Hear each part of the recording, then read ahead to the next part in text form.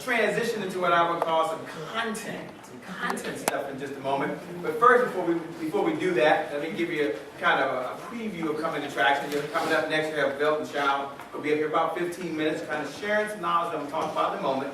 And then you have, because he's from here in Florida, then you have none other than the hometown favorite, Andy, who's going to kick off content stuff. So let's give it up. Give it up for him. My arena, yeah, baby. I get it. So, in all seriousness, coming up next will be Belton Child. Belton Child focuses on sales, focuses on the art of negotiation, focuses on leadership. You might be like, whoa, what's all this going on? And even last night, you was on there, right? Some folks were saying, well, if he does sales and you do sales, or Andy does speaking and Ruben does speaking, how's everybody going to be there? And jot this down in your notes. You can have an abundant mindset. You can have an abundant mindset. And there's some folks that have a scarcity mindset. That's not you, or you wouldn't be here. They're like, well, you got to be careful because if they meet some of your folks, maybe they'll start working with them, or they may refer them to someone else. And that's not the case. There's enough for everybody out there. There's enough for everybody out there. And you may have heard this before I bring up Belton, that the money is in the list, the money is in the list, the money is in what? The list. But that's not true anymore. I'm part of the Puff Daddy generation. Let me give you the remix version of that. Let me give you the remix version. Because I've learned some things being in business all the time, full time, for 15 years. Right? So I've done some things. I've lost lots of money. I've made some money. And here's what I do know to be true. This I know to be true. Put this in your notes. The money is in other people's lists. So you've got to be able to collaborate and partner with other folks, because the list of people who don't know you right now is so much longer than the list of people who do know you. And so folks always worry about their list. Well, this is my list. These are my folks. My folks. That's what they say back in the day. These are my people. But that's not the case.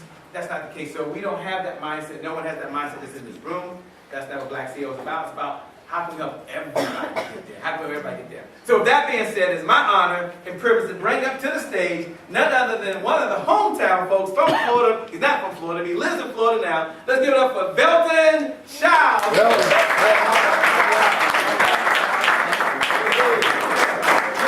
up for All right. Got it. Everybody hear me? Yeah. All right. How's everybody doing this morning? All right. Excellent. I am so excited to be here with you guys because this is the beginning. Check your microphone. My microphone? Okay. Which one is it? Mic check, mic check.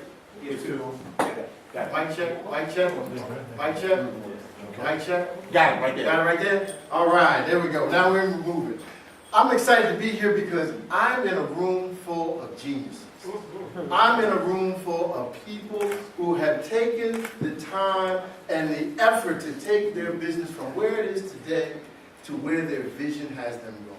And every one of you has an amazing vision of where you want to go. Are you a visionary? Yes. Are you ready to move your business from good to great? Yes. Look at the person next to you and say, you are an incredible superstar. You are Because you are in a room full of superstars. Everybody here is a genius. You know, Albert Einstein was one of the people who said, everybody was born a genius. But if you judge a fish by its ability to climb a tree, it will live its entire life thinking it's stupid.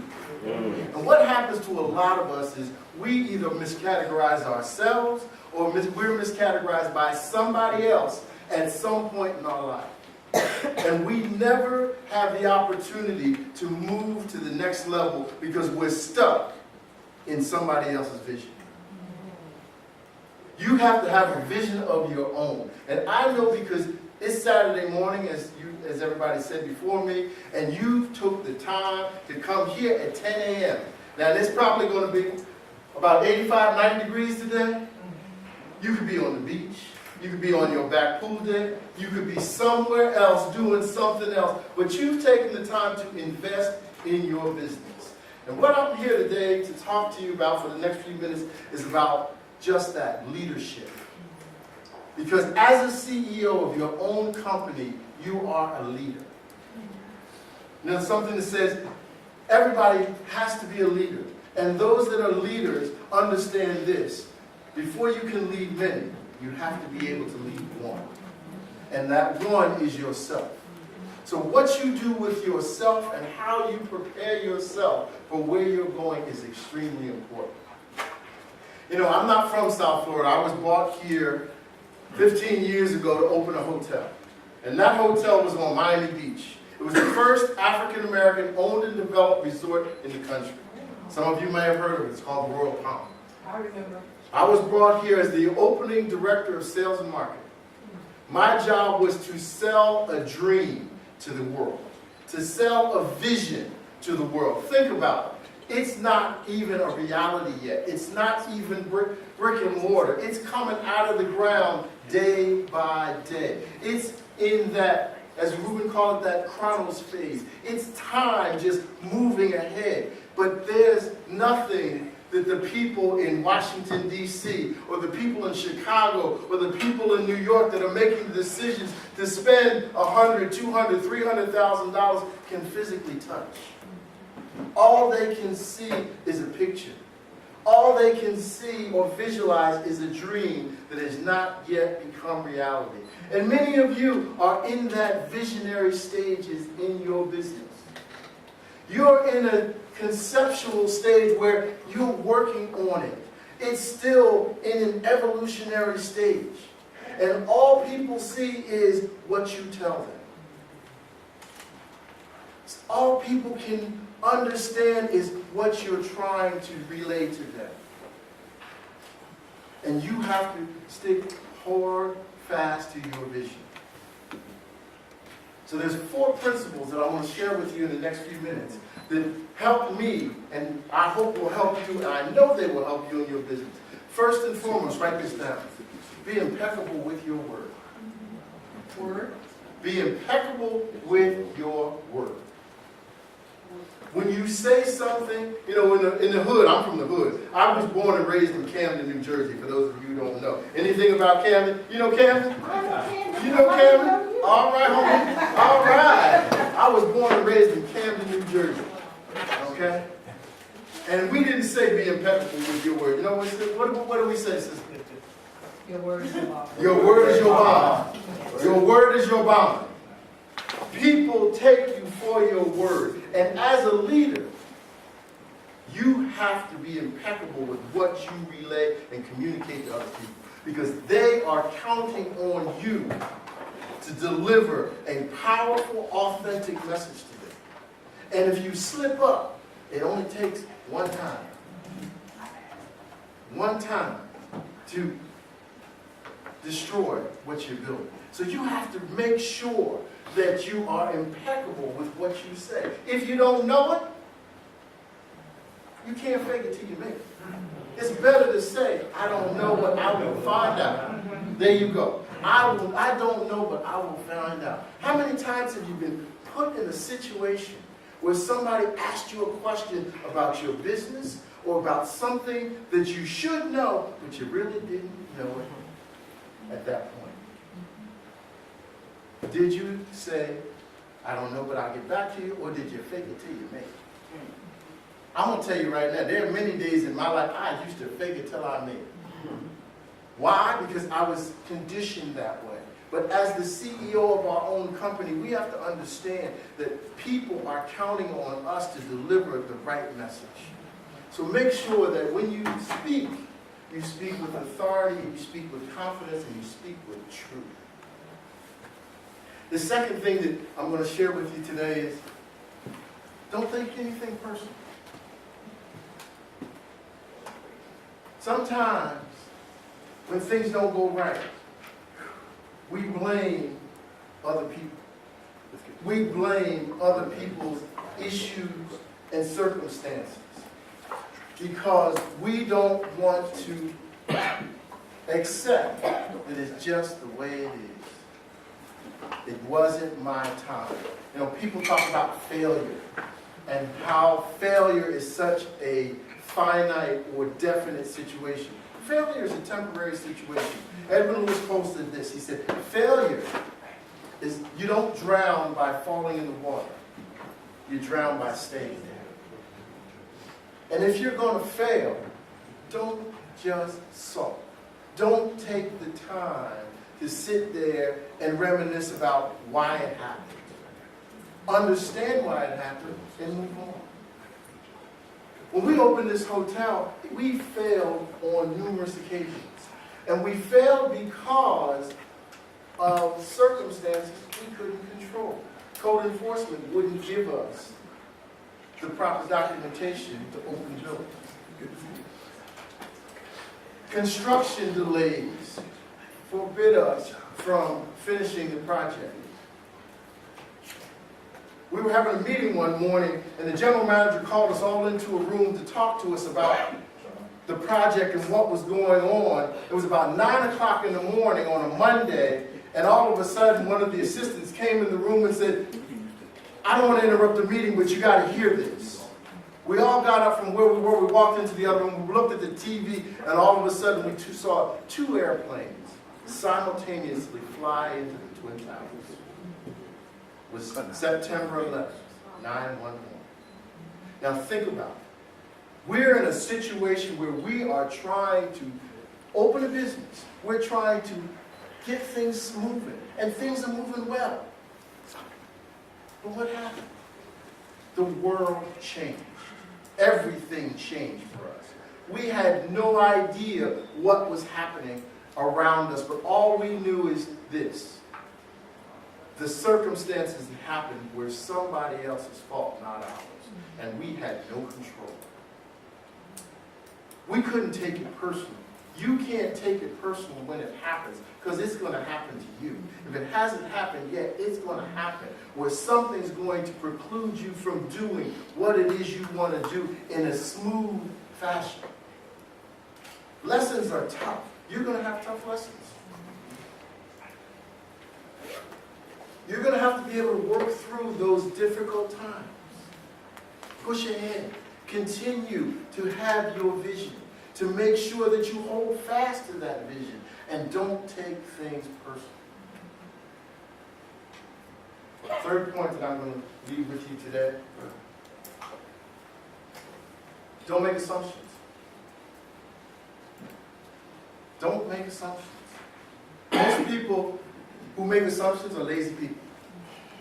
Rather than do the homework, rather than find the information, they're willing to just assume they know the answer.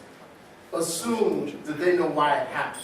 Assume that it's going to take care of itself. Assume that somebody else is going to do it. And as an entrepreneur, how can you assume? In most of our circumstances, we have 1 or 2 people in our operations when we start out. And if we assume that somebody else is going to do it, that somebody is either not there yet, or that other person who's got a full plate just like you. If we assume that the sales are going to happen and we don't go out there and sell as our #1 salesperson, we assume that when we get to the bank next week, there's not going to be any money in it. Because we didn't sell anything this week. We didn't produce anything this week. We weren't able to catch what it is we were trying to catch. So how do we make sure that we don't make assumptions? We got to put in the work. We got to push the envelope. We got to ask the difficult question. We have to go beyond our comfort zone for things. Anybody ever been in a situation where you assumed that you knew the impact of what was happening in your business, only to find out that if you had continued down that same course, something that was spectacular would have never happened? 2008, I started my company, Strategic Solutions, LLC. I assumed at the time, I was the director of sales at the Doral Golf Resort and Spa. I assumed that I was going to be there forever and ever. Why?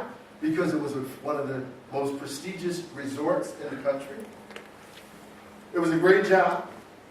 I was only there for less than 2 years. My previous companies I had been with for multiple years. And I loved to play golf. I loved what I did. What I didn't understand is that the market was going to crash. What I didn't understand is that the owner was going to call the general manager and the vice president and say, we need you to cut $275,000 out of the marketing budget next year. What I didn't understand was that that $275,000 was me because they had gone for 7 months without my position before they hired me. What I didn't understand is that they were going to call me into the office and say we're going in a different direction, and that direction doesn't include you. What I didn't understand is that tomorrow was going to look totally different than today. That tomorrow was going to open the world to me in a different light, depending on whether or not I was willing to accept it. Your today may not be the same as your tomorrow, but you have to be open-minded. You have to be willing to look at things differently, and don't make an assumption that it's going to go in a certain way. Don't assume, but continue down the road that you're going that's going to take you to a higher level. The last point I'm going to make today is always do your best. Always do your best. You know, when 9/11 hit, it was such a tough time for us because when the market crashes, corporations cut two things first and foremost. What do they cut? People? Okay. What else? Services. Services. Okay. From our side in the hotel business, there's two things that we know that they cut that we're aware of right away. The first is training. Every corporation in America, when they sit down with the CFO and the general manager or the CEO, the first thing that they discuss is training. One of my favorite lines was from a movie when the CEO and the CFO were sitting together, and the CFO says, "We need to cut some money." And the CEO says, "Well, where are we going to cut?" He says, "I think we should cut training." And he says, if we train these people, we spend all this money on them, and they leave, we lose everything. The CEO looked at the CFO and said, "Really?" He said, "But from this standpoint, if we don't spend the money and we don't train them and they stay, what happens to us? How does that change our business? How does that change our outlook and our perspective? Are we putting our best foot forward by not spending money on training? Are we doing our best?" You're going to have situations in your business where you're going to have to invest in yourself. And you're going to have to make a decision whether or not, should I make the investment? Can I afford to make the investment on making my business and myself better? What happens if I don't? If I'm not receiving what I want to receive, if I'm not at the level I want to be, and I don't make that investment, will it change who I am, what I am, and where I'm going? Helen Keller said this. She said, "The worst thing in the world other than being blind is having sight and no vision." If you can't envision the fact that you need to make that investment to take your business from good to great, then you need to rethink the equation. You need to reposition how you look at what you're doing. The general manager also said to us, he said this, I want you to write this down. If you're just yourself, or you have more employees in your company, when we were charged with dealing with 911, when we were charged with trying to recover from a market that had just plunged into oblivion, he brought together the leadership of the hotel. There was only about 8 of us. In hotels, we have 8 key positions that are the leadership directly under the general manager. And he looked at each of us and he said this. He said, "We're about to enter a very difficult time. Our hotel's not complete. It's still a dream. It's still a vision. We don't know if the resources are going to remain there because the owners having difficulty with financing now that we're at war. Nobody wants to finance new construction and projects. We're the first African-American owned and developed resort in the country. Everybody's looking for us to fail. He said, the only thing I can ask you, and the only thing I ask of each and every one of you, as you go into your business every day, as you move your position in the market from average to outstanding, the only thing that you're going to be able to use as fuel to take your business to the next level is this. And this is what he said to us. The only thing I can ask for you is to show up every day, but not just show up. Show up with your best self. When times get tough, show up with your best self. When people share doubt with you, show up with your best self. When you can't handle it anymore because the bills are so high and the finances are out of this world, show up with your best self. As leaders, and leaders of people, people allow people to lead who first feed. If you're going to lead people, you have to feed people. Most of us are going to church tomorrow morning, and we go to our specific churches. Why? Because we go there because we're being fed. If they're not feeding you, you don't stay. You find somewhere else to worship. Same thing in business. If you're not feeding the people who work with you, they will go somewhere else. If you're not feeding the people who work for you with positive information, with encouragement, they will go somewhere else. People who are not being fed by leaders are the people who invented TGIF. Why? Because they really don't like the situation that they're in. They don't want to be where they are. So they're waiting for Friday. They're the same people who invented Hump Day, because I'm finally in the middle of the week getting over the hump. And Lord have mercy, Thursday, but thank God it's Friday. They're the same people who also invented, you might not have heard this one, oh my God, it's Monday. Why? Because the leadership is not giving them what they need. They're not being fed. And I'm going to close with this. As leaders, the first thing that we must do is to transform our thinking. Because if we do, it will transform our world. I'm Belton Shaw. Thanks for your time.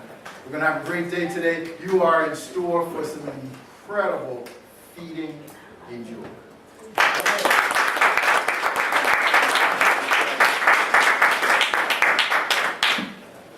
All right.